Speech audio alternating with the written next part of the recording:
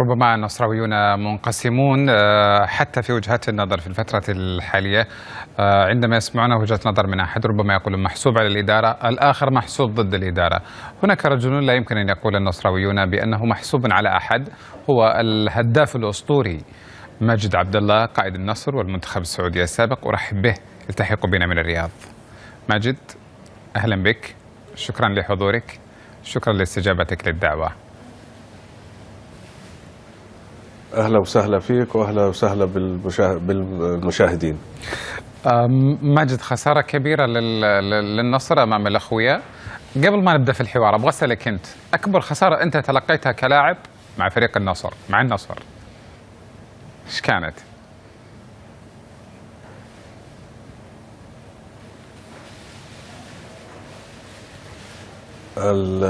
هذه في 1401 مع الاتحاد، خسرناها 5-1 وفي الرياض. لكن بعد الخسارة ونفس السنة أخذنا فيها الدوري.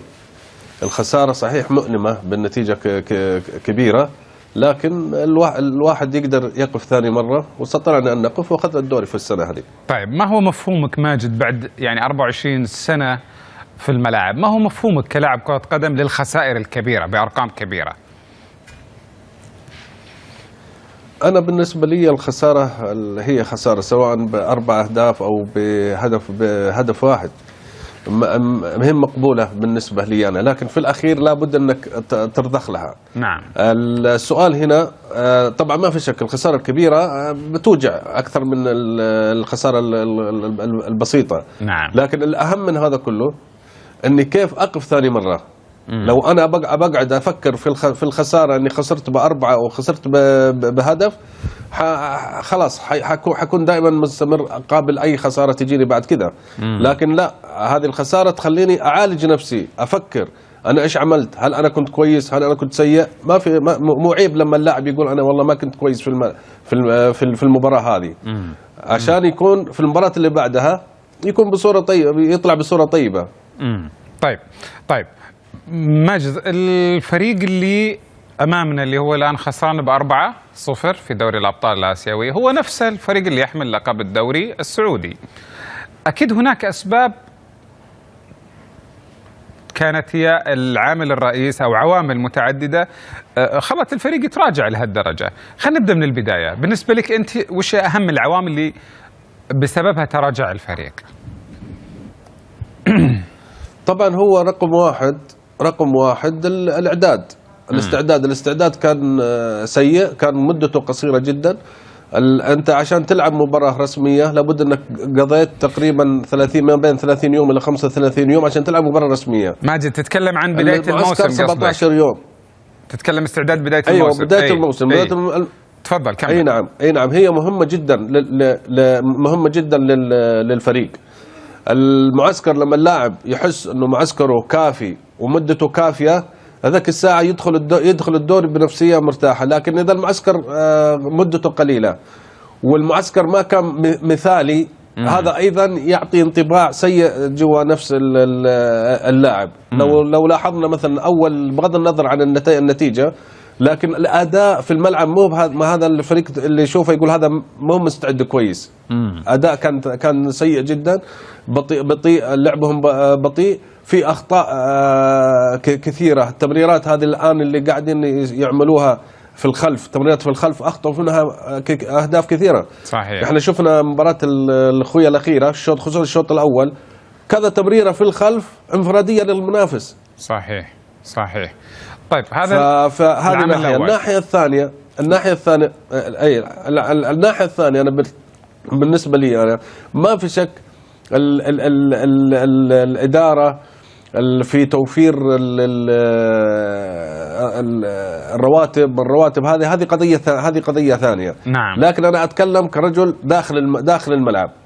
أنا لما أدخل داخل الملعب معناته أنسى كل شيء، لأنه أنا وراي جمهور عظيم، وراي أيضا جمهور خلف الشاشة.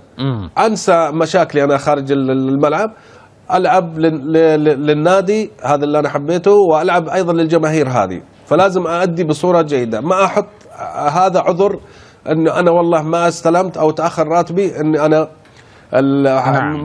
ما حأدي بصورة طيبة. أنا معاك أنه التأخير هذا يخلي الواحد في ضيقة، ما أقول نعم. لك لا، لكن ما دامني ألعب خلاص نعم. أنسى كل شيء. جميل. برجع معك يا ماجد الموضوع المرتبات، بس خلينا نكمل معك على العوامل اللي كانت هالسنة في النصر. في تغيير كبير المدربين، بدأ بالمدرب اللي حقق معه الدوري، أقاله، جاب مدرب جديد كنفار وكان بينهم مدرب مؤقت، أيضا أقاله، بينهم مؤقت وكان الآن مدرب الموسم الماضي اللي بدأ الموسم الماضي أعاده. شو تسمي هذه الإجراءات الإدارية؟ طبعا هي الخطأ فين؟ الخطأ لما أخلي اللاعب هم اللي يقرروا. نعم. هذا خطأ جدا.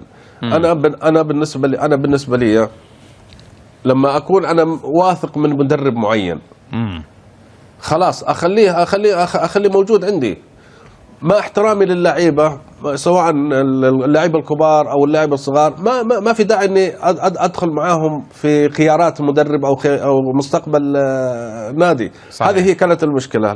تجد إنه هذا راح وهذا جاء. نفس المدربين. طيب أوكي، ما دام إنه هذا كويس، نعم، ليش راح؟ وليش رجعته ثانية؟ فهذه أيضا نقطة كانت نقطة ما هي طيبة بالنسبة نعم. للنادي. مؤثرة في نتائج الفريق أيضا تعداد المدربين، تغيرهم بشكل دائم.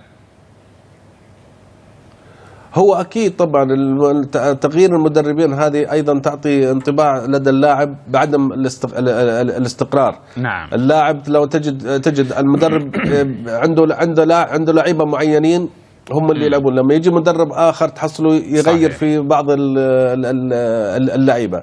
لكن أنا أقول دائما اللاعب في الملعب هو اللي يحسن أخطاء إدارة، يحسن أخطاء مدرب. نعم. لكن مشكلة اللاعبين في السنة هذه بالذات فقدنا روح الفوز، روح الانتصار، هذه كانت مفقودة بغض النظر عن المدرب وإدارة. اللعيبة في الملعب هم دائما يعملوا الفارق. جميل. ماجد، جانب آخر في النصر هالسنة تكلموا عنه نقاد ومتابعين وكرويين كثير، اللي هو اللاعبين الأجانب. هل فعلا إدارة النصر لا تعرف كيف تختار لاعبيها الأجانب؟ فشلت على مدى 7 سنوات إدارة فيصل بن تركي في اختيار الأجانب. ايش رايك في هالعامل وتاثيره؟ والله انا ما اقدر، انا ما حقول اداره الامير فيصل بن تركي، انا اقول الناس اللي يجيبون اللعيبه. اللي المكتب هذا او ايا كان. نعم. الى الان ما شفنا اي لاعب يفتح النفس للنادي النصر، بالعكس تحصل لاعبين نادي النصر هم اللي يفيدوه اكثر من انه هو يفيد اللاعبين المحليين تقصد؟ انت لو تلاحظت اي نعم، اللاعبين المحليين. انت لو لاحظنا مثلا اللاعب العام اللي فرناني مدري البرازيلي، هرناني، قالوا هداف البرازيل. هرناني، لكن لما شاهدنا رجل ما يعرف يجري، ما شفنا. يعني وين هذا هداف البرازيل؟ ما شفناه. ففيه امور يعني لابد انه تتغير. يعني هذا العامل مهم جدا في التاثير ايضا على مستوى الفريق. إذا قلنا بأنه حقق لقبين أيضا دوري، كيف كان تأثير الأجانب فيها؟ لا ما كان تأثير هذاك التأثير القوي. يعني تأثير اللاعبين المواطنين أكثر من تأثير اللاعبين الأجانب. أوكي، أنت بتحل لي مثلا في مباريتين كلاعب أجنبي. نعم. لكن اللاعبين المواطنين حلوا لك أكثر من المباريات اللي في الدوري.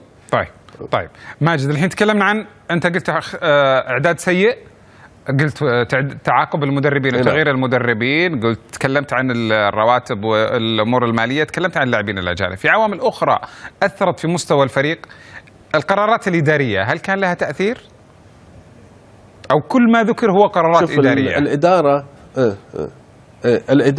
الإدارة في الأخير ما هي اللي حتكون في الملعب. اللي في الملعب اللاعب. اللي حاس انه في النصر الان القلوب اللعيبه مهم مع بعض. انا ما ابغى مثلا اضحك لك وتضحك لي عشان نبين احنا كويسين. انا ابغاك لا تحاكيني، بس ان خلك معي كويس في داخل الملعب. مو لازم يكونوا اصدقاء، بس هذه كانت ايضا مشكله كبيره. اي نعم صحيح. ماجد، انت وهذه نقطة كبيرة جدا اللي اي تفضل كمل. خلت الفريق، هذه نقطة مهمة جدا، هي اللي مخلية الفريق بالصورة هذه. لا أداء كويس وأخطاء في التمرين وأخطاء كأن الواحد يلعب هو مغصوب عليه يعني. نعم. ماجد، انا عارف انه قبل هالسنين يمكن 4 سنين سنتين حتى كان في بعض لعيبه النصر يتصلون عليك ويطلبون منك ارائك الفنيه ويطلبون مشورتك. ما يزال فيه النصراويين يتصلون فيك كقائد اسطوري للفريق وحتى للكره السعوديه. في السنه هذه في احد يتصل عليك ويطلب مشورتك؟ لا السنة هذه لا طبعا. تبادر انت قليل يعني ايه، في لاعبين بس، لكن البقية خلاص حسوا نفسهم أبطال دوري، خلاص استغنوا. طيب السنة الماضية واللي قبلها كان في اتصالات مكثفة عليك؟ أي كان في اتصالات مكثفة. أي أنت ما تبادر أنك تسأل؟ لا أنا عشان ما يقولون أنا هذا طبعي، اللي يبغى من ماجد حاجة ماجد ما حيتأخر. هذا طبعي أنا، لكن ما يمكن إني أبادر أو حاجة زي كذا. طيب أنت الآن سمعت أصوات تنادي باستقالة إدارة النصر، أنت معها؟ أنه الآن يجب أن تستقيل أو مع نهاية الموسم أو مع نهاية ولايتها اللي بعد سنتين؟ الأمير فيصل ابن من أبناء النادي. احنا نتذكر واحنا أيام ما كنا نلعب، هو كان صغير كان يجينا في المعسكر ويجينا في المباريات. الكلام هذا يعني لا يأخر ولا يقدم. احنا الآن نبغى حل، نبغى الناس اللي مثلا تبغى يرحل ولا ما الناس اللي مؤيدة في البقاء، هذا لا حيغير شيء. احنا الآن نعمل على الحل. شوفوا حل الفريق الآن، المحبين النادي هم الآن اللي يلتفوا حوله، ولا بد من الأمير أيضا فيصل أنه يسمع لهم ويشوف عشان يطلعوا من هالمطب الكبير. يعني فريق نادي النصر بطل الدوري العام وأولة العام يكون بالمركز هذا، أو يكون المراكز أوكي لكن يكون بالأداء هذا لا، مو صحيح، يعني شيء يحزن. فالآن وجب علينا أو عن النصراويين القريبين من النادي لابد أنهم يتكاتفوا ويشوفون الحل السريع نعم. للنادي. جميل. بالنسبة للعيبة أنا أقول لهم أي شيء خارج الملعب ركزوا على الملعب، داخل جميل. الملعب طيب انسوا كل شيء ما دام تلعب. ماجد أنا بسألك يعني عن الاستقالة، هل هي حل الآن؟ لا طبعا. ليش؟ فسر لنا. هذا مو حل، لا ما هي بحل هذه، لأنه الأمير فيصل عنده الشجاعة أنه يبقى ويعالج. يعني ما الأمير فيصل أنا أعرفه شخصيا، يعني ما هم عشان الفريق في دروب الآن أو في وضع مهم مناسب بيهرب، لا الأمير فيصل عنده الشجاعة أنه يبقى ويعدل الأمور إن شاء الله. طيب بس إذا كان وجوده جزء من المشكلة، تعتقد بأن وجوده الحالي جزء من المشكلة؟ لا طبعا. طيب برجع معك لموضوع المرتبات. يمكن بعض المتابعين يعرف أو ما يعرف، ماجد عبد الله قضى 4 سنوات فقط كمحترف، ولكن طول عمرك ماجد متفرغ للكرة، بس أتكلم عن عقد محترف، يعني عقد احترافي. أوكي. أي يعني وقعت عقدك من 94 أوكي. إلى 98 مع نادي النصر. ماجد أوكي. من 94 إلى 98 صدق كانت فلوسك لما تتأخر رواتبك الشهرية إيش كنت تسوي؟ أول شيء كانت تتأخر؟ شوف هي اي نعم تتأخر ل4 شهور 5 شهور. وش كنت بس تسوي؟ كانت الرواتب، وشوفوا كانت الرواتب ما هي بالصورة هذه، لا هي كان راتبك 20,000 كان أعلى راتب ولا لا؟ ايه هذا بعدين صار أكثر، كان 30 برضو. اي كان آخر حد كان 30. هذا شيء اوكي. في الاخير انا بشر، لما يتاخر راتبي شهر او شهرين اكيد الواحد بيتضايق، بس لما ادخل جوا الملعب خلاص انسى الراتب وانسى همه. انا لانه العب جمهور موجود داخل الملعب، جمهور دخل خارج الملعب، هذا هو اللي يبغى مني. الجمهور ما يهمه انت استلمت ولا ما استلمت، يهمه انك تلعب تؤدي للنادي بصوره طيبه. ابذل الجهد اللي عليك. انت فزت اهلا وسهلا، ما فزت الا انت بذلت جهد. هذا الجمهور اللي يبغى. بس هو من حقهم. يمكن انتم على ايامكم كان عندكم مداخيل ثانيه، لانكم جزء من مسيرتكم الرياضيه كانت فيها هو سويتوا بزنس، سويتوا شيء. اللعيبه ما عندهم الا عقودهم الحاليه، عند الا راتبه يصرف على عائلته. اوكي يعني طيب اوكي، النادي يمر بظروف. النادي لو عنده لو ظروفه طيبه كان ما اخر هالرواتب. لكن اللي يلعب ويحط الرواتب عذر، تكون عنده الشجاعه يقول يا جماعه ترى انا ما اقدر العب لانكم اعطيتوني الراتب حقي، فيعتذر. النادي ما حيقدر يسوي له شيء. تلوم اي لاعب انت تلوم ايضا، تلوم اي لاعب يقول انا ما ابغى العب، بكتفي بالتمارين بس ما ابغى العب مباريات لان تدفعوا لي راتبي، تلومه لو يسوي هالسلوك؟ لا ما لومه، لا ما لومه. اي لاعب كان طبعا داخل النصر او خارجه، ايا كان ايا كان ما الومه، لكن الومه لما يلعب ويتقاعس. طيب ماجد، لما كنتم ايضا تلعبون انتم كنتم في النصر كان معكم اداري عظيم مثل عبد الرحمن بن سعود رحمه الله، وش دور مدير الكرة؟ خلينا ما نتكلم عن رئيس النادي، مدير الكرة بالنسبة لكم أنتم مهم سواء في المنتخب أو في النادي. احنا نسمع كثير انه انضباطية في النصر، انه ما في مدير كرة صارم، انه ما في مدير كرة أكبر من اللعيبة كاسم عشان يصير يحترمونه.